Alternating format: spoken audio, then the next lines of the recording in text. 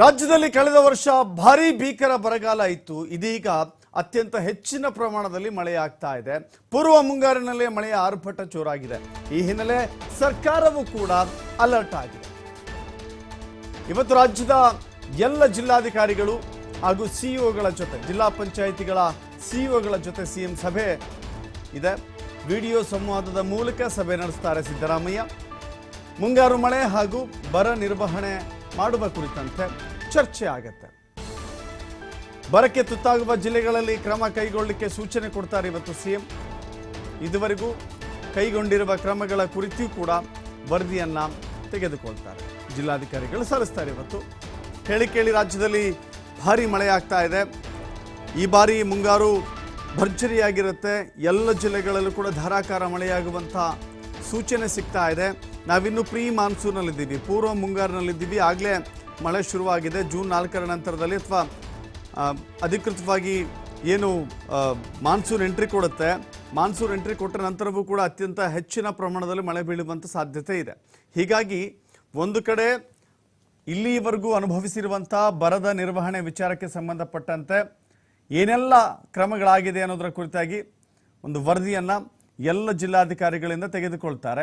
ಇನ್ನು ಮುಂಗಾರು ಆರಂಭವಾಗ್ತಾ ಇದೆ. ಮುಂಗಾರು ಆರಂಭಕ್ಕೆ ಅನೇಕ ಸಿದ್ಧತೆಗಳಾಗಬೇಕಾಗತ್ತೆ ಜಿಲ್ಲಾಡಳಿತದ ವತಿಗಳಿಂದ.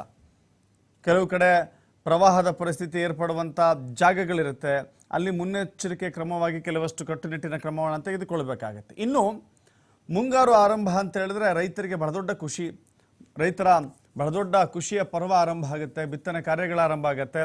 ಬಿತ್ತನೆಗೆ ಬೇಕಾದಂಥ ಬಿತ್ತನೆ ಬೀಜ ಹಾಗೂ ರಸಗೊಬ್ಬರ ಪೂರೈಕೆ ಇದೆಯಲ್ಲ, ಬಹಳ ದೊಡ್ಡ ಅತ್ಯಂತ ತುರ್ತು ಮತ್ತು ಅಗತ್ಯವಾಗಿ ಆಗಲೇಬೇಕಾದಂಥ ಕೆಲಸ ಇದು.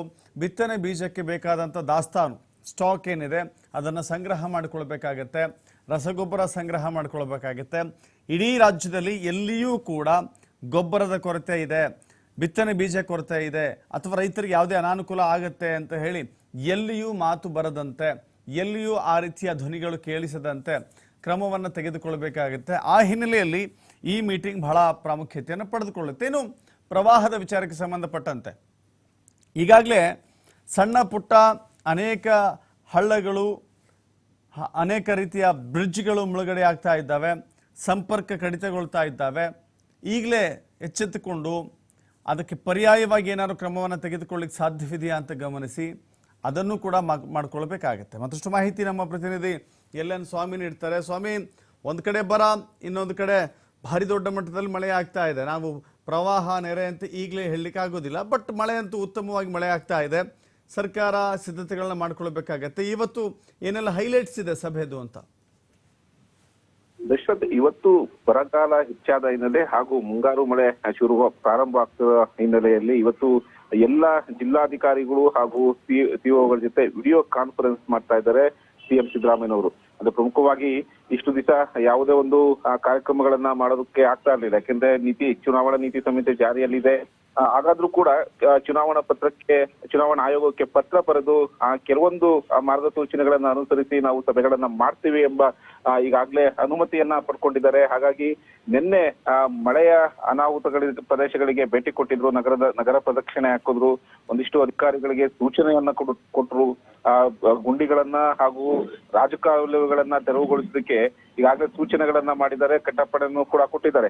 ಸಾಕಷ್ಟು ಎಚ್ಚರಿಕೆಯನ್ನ ಕೊಟ್ಟ ಬಳಿಕ ಇವತ್ತು ಬರ ನಿರ್ವಹಣೆ ಬಗ್ಗೆ ಹಾಗೂ ರಾಜ್ಯಾದ್ಯಂತ ಆಗ್ತಿರುವ ಮಳೆ ಪರಿಸ್ಥಿತಿ ವಿಚಾರಕ್ಕೆ ಸಂಬಂಧಪಟ್ಟಂತೆ ಎಲ್ಲ ಸಿಇಒಗಳನ್ನ ಹಾಗೂ ಜಿಲ್ಲಾಧಿಕಾರಿಗಳನ್ನ ವಿಡಿಯೋ ಕಾನ್ಫರೆನ್ಸ್ ಮೂಲಕ ಮೀಟಿಂಗ್ ಸಭೆಯನ್ನ ಮಾಡ್ತಾ ಇರುವಂತದ್ದು.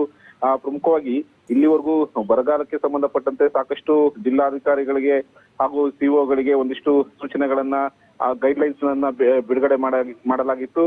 ಹಾಗಾಗಿ ಯಾವ ರೀತಿ ಬರ ನಿರ್ವಹಣೆ ಆಗ್ತಾ ಇದೆ, ಯಾವ ಪ್ರದೇಶ, ಯಾವ ತಾಲೂಕುಗಳಲ್ಲಿ ಎಷ್ಟೆಷ್ಟು ಹಣ ಬಿಡುಗಡೆ ಆಗಿದೆ, ಯಾವ ರೀತಿ ಕೆಲಸ ಕಾರ್ಯಗಳು ಚುರುಕಾಗಿವೆ ಎಂಬ ಮಾಹಿತಿಯನ್ನ ಪಡೆಯಲಿಕ್ಕೆ ಸಿಎಂ ಇವತ್ತು ಮುಂದಾಗಿರುವಂತದ್ದು.